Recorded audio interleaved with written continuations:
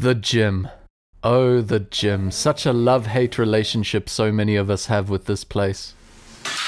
It evokes feelings that lead us to consider her both as something new, full of plastic and electronic music and mirrors and Botox and steroids. Maybe he takes 2. Maybe he even takes 3 gummy bears. Who knows? As well as something old, mustachioed strongmen, sweat and blood, the taste of iron. Some wannabe pagans even refer to it as the Temple of Iron. But it doesn't feel like a particularly holy place. We're all well aware of the fact that gyms are absolutely chockers, with females in skin-tight leggings wearing full faces of makeup and sports bras with nothing else over them. A bunch of them lie in wait to accuse men who throw so much as a glance in their general direction of being predators.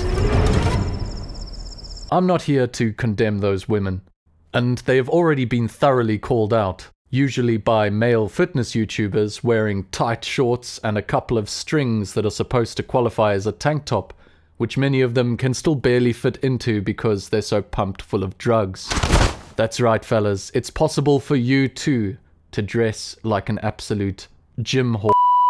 And many of us do. So let's pause for a moment. Where did our modern gym culture even begin? Like a lot of bad ideas, such as democracy, it all started in pagan Greece. We all know gym is short for gymnasium, which is the Latinized version of the Greek gymnasion, which itself is derived from the Greek word gymnazo, to train naked. Naked and coated in olive oil. Nothing like showing up on Monday for chest day and this happens. Apollo? Yes, Hermes? I can't reach. Could you get my lower back for me? Alright, party is over. Move along, get yourselves to catechism, boys. We have standards now. These early gymnasiums weren't all shameless sausage parties, however. They did also offer lectures and classes on philosophy, art, and music, pursuits which our modern gym bros would most certainly benefit from. Here, I did this report on Hemingway for extra credit. Thank you, David. You're welcome. Side note, the men who operated these gymnasiums and organized the lectures for young men were called gymnasiarchs. I love that. Tell me, who would you have more respect for? Gerasimos the gymnasiarch or Doug, the general manager? So those pagan Greeks were fond of training absolutely starkers. With the benefit of hindsight, we know that this is gross. Brother, But over time, designated places for the public to engage in physical exercise would fall out of fashion. With the advent of Christianity, wrestling your buddy in your birthday suit was also very suddenly frowned upon. It's time to stop! There is, however, good evidence to suggest that community exercise did take place in early medieval society, fully clothed, but there were no buildings dedicated to the practice until the mid-1800s. On a Tuesday, it was raining. Starting in Belgium and France and then England, gyms were cropping up all over the place. The first gyms that were explicitly paid memberships. The gym system we've come to know and, well, I don't want to say love, but anyway. Unlike our gyms, you best believe these 19th century gyms had dress codes. Let's look at the United Kingdom. Britain may have already been split from the Orthodox faith for 800 years, but their sense of decency was not falling behind. You're a man who wants to train at the gymnasium? Best wear your 3-piece suit. If things got a little hot, you could perhaps shamefully remove your jacket. Ladies, say goodbye to your yoga pants and tic-tac smuggling sports bras. This is a full dress zone. And before you go whining about male privilege, ask yourself if it's easier to do lunges and squats in a dress or a pair of trousers. Of course, the Victorian era also represented the advent of modern bodybuilding, i.e. men posing in their underwear for accolades. Hey, they couldn't get everything right. They were still Protestants after all. Sorry. So, where is the right line? On the one hand, you have pagan Greeks lathering their nude bodies in olive oil, and on the other, starch-collared men training in waistcoats and dress shoes.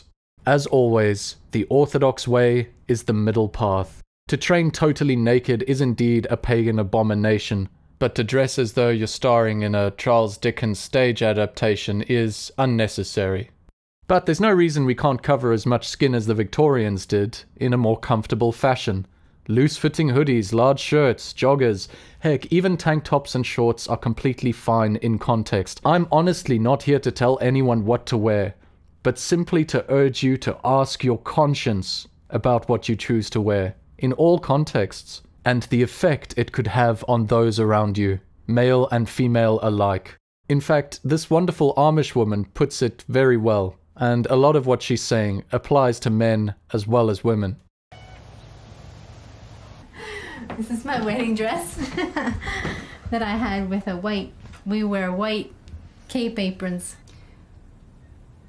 I feel it's very important to make the dress in such a way that it adorns our inner spirit and not bring out our bodily figure. No, it should be, men are attracted to the heart, not to the figure. As a woman, we can do a lot to not bring a man to lust. I feel us women don't quite realize men's battle with, they have this lustful nature. The natural instinct is there, but if we encourage it, it might make them stumble. I never knew the battle before my husband told me. You know, the battle that he had with women that had a lot of leg exposed or even low necklines, and I had no idea that he had that battle. Wow, if you played that on the screens of Times Square, you'd hear the feminist shrieks echoing in the Swiss Alps.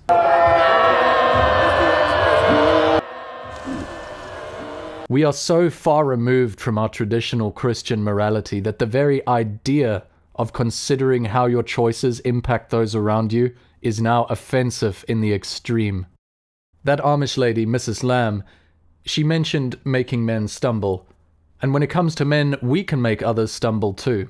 We live in an age where those poor souls struggling with homosexual lust are actually encouraged to pursue their desires.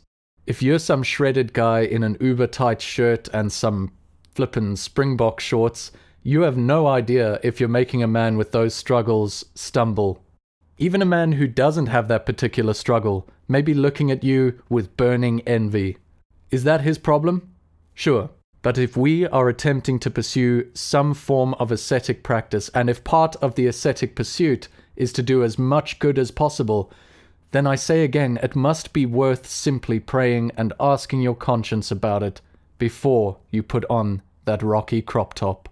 Lastly, think of your own dignity too. What's that? What's that, brother? Ascetic Aesthetic, Orthodox Christian Fitness.